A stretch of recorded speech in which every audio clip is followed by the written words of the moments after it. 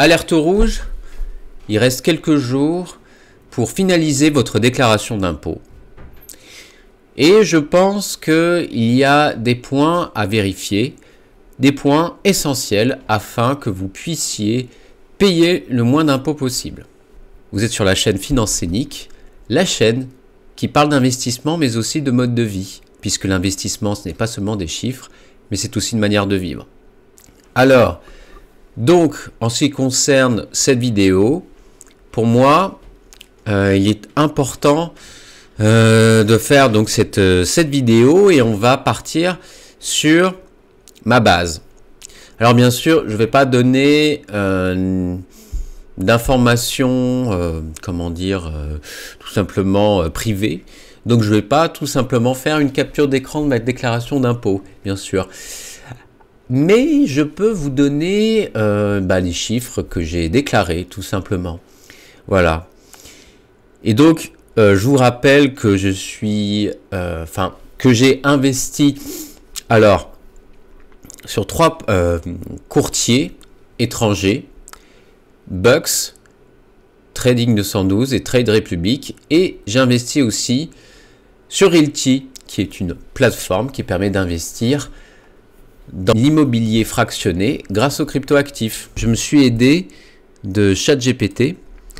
Alors, je suis sur la version payante de ChatGPT+, qui permet d'avoir presque tous les GPT, mais certains sont limités.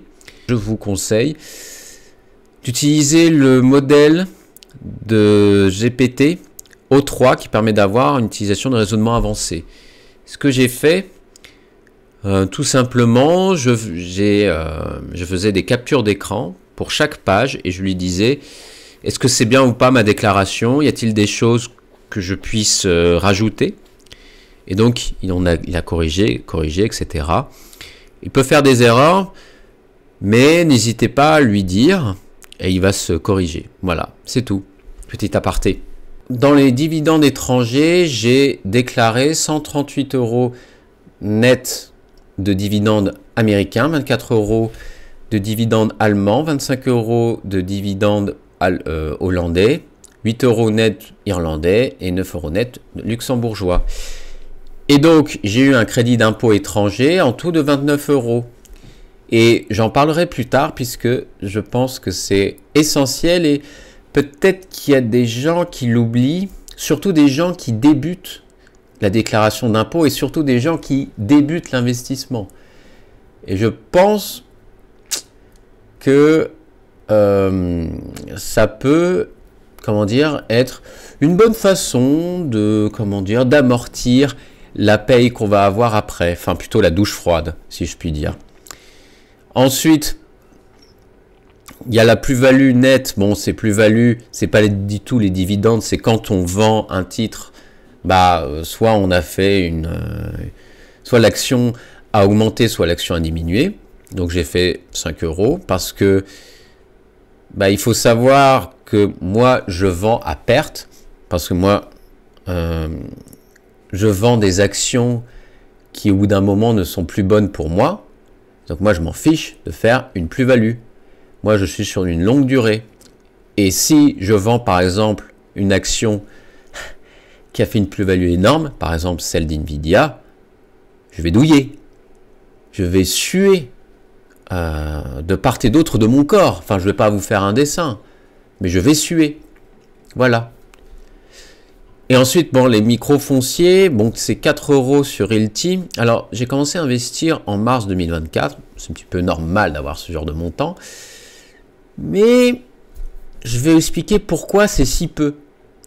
Et d'ailleurs, cette vidéo, c'est aussi pour les gens qui déclarent sur Realty. Parce que quand vous avez votre revenu fiscal, il y a un point où il faut faire attention. Et ça vous permettra de, disons, payer beaucoup moins. Voilà. Et donc, je ne vais pas seulement lire le texte que j'ai créé. Là, vous voyez pourquoi la déclaration... pourquoi on peut se tromper facilement? Alors, déjà, les déclarations d'impôt en France, c'est un labyrinthe, c'est catastrophique. Je comprends pas en fait. Par exemple, tout ce qui est revenu foncier, c'est sur la déclaration principale 2042, plus particulièrement 2042C. Pourquoi pas c'est ailleurs? Pourquoi c'est pas ailleurs en fait? Pourquoi c'est pas des choses liées à tout ce qui est immobilier? Pourquoi il n'y a pas une annexe spéciale immobilier? Bon. Et donc il faut surtout faire gaffe quand on est investisseur, je dirais même classique qui débute. Il y a surtout à mettre, n'oubliez pas, tout d'abord pour moi le plus facile, le formulaire 3916 bis et 3916 bis, bah c'est peut-être le plus simple puisqu'il faut juste mettre vos comptes, quand est-ce qu'ils ont été créés ou pas, etc. Bon, ça, franchement, on va y passer très rapidement. Pour moi, ensuite, il y a l'annexe 2074 CMV, plus-value et moins-value. Il suffit de faire un calcul entre, bien sûr, plus-value et moins-value. Ensuite, ça va être, d'après ce que j'ai compris, ce montant va être automatiquement mis sur la déclaration de revenus, la 2042. Donc, il n'y a rien à faire. Par contre, l'annexe 2047, c'est compliqué.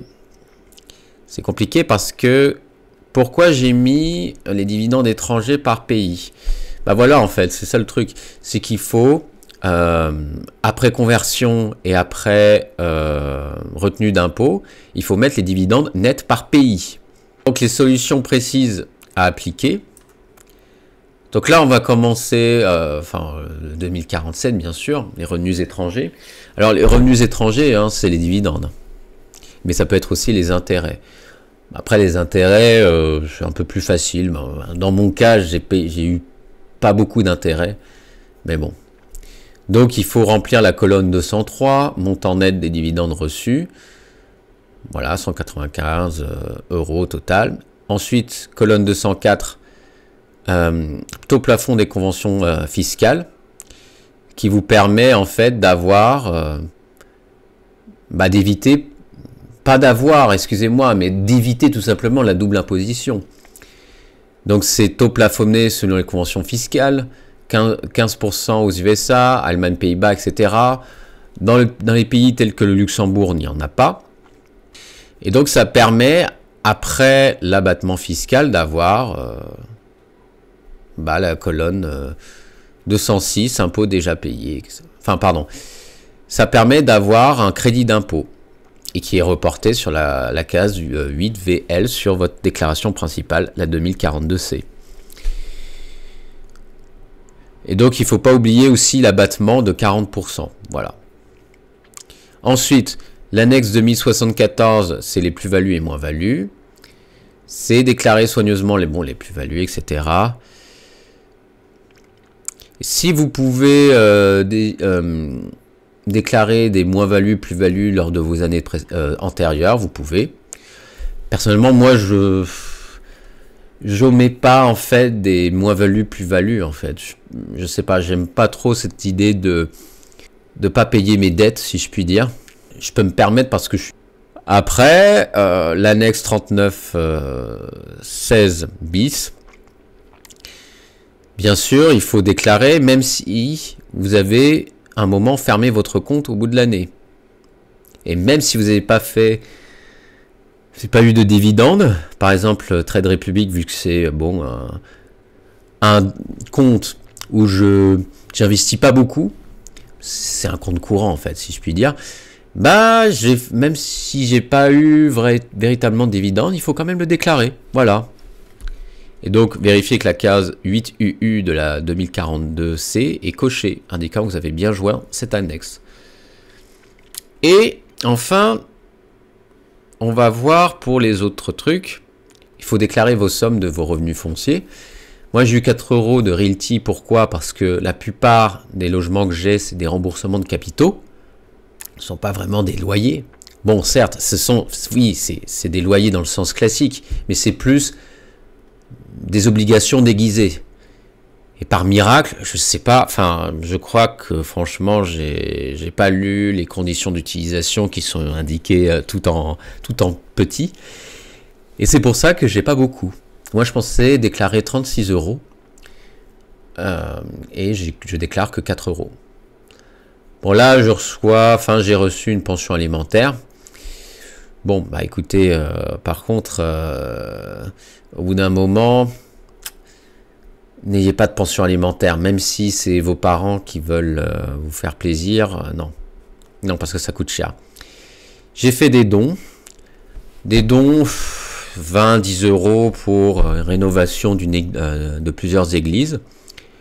Bah, une église, par exemple, qui a été incendiée par un Antifa, l'église à Saint-Omer, dans le Nord. Bon, quelqu'un de pas très intelligent, comme d'habitude. Ensuite, j'ai des cotisations syndicales, donc 126 euros. Alors, écoutez, prenez le syndicat le moins pire. Moi, je suis toujours salarié.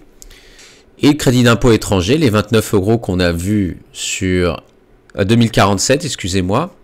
Je pense de manière générale, je vais pas vous dire faites comme moi, mais plutôt faites mieux que moi parce que j'ai payé beaucoup plus d'impôts que l'année dernière. Pourquoi? Parce que tout simplement mon salaire a vraiment augmenté. Et donc, bah, la hausse du taux moyen d'imposition a fortement augmenté.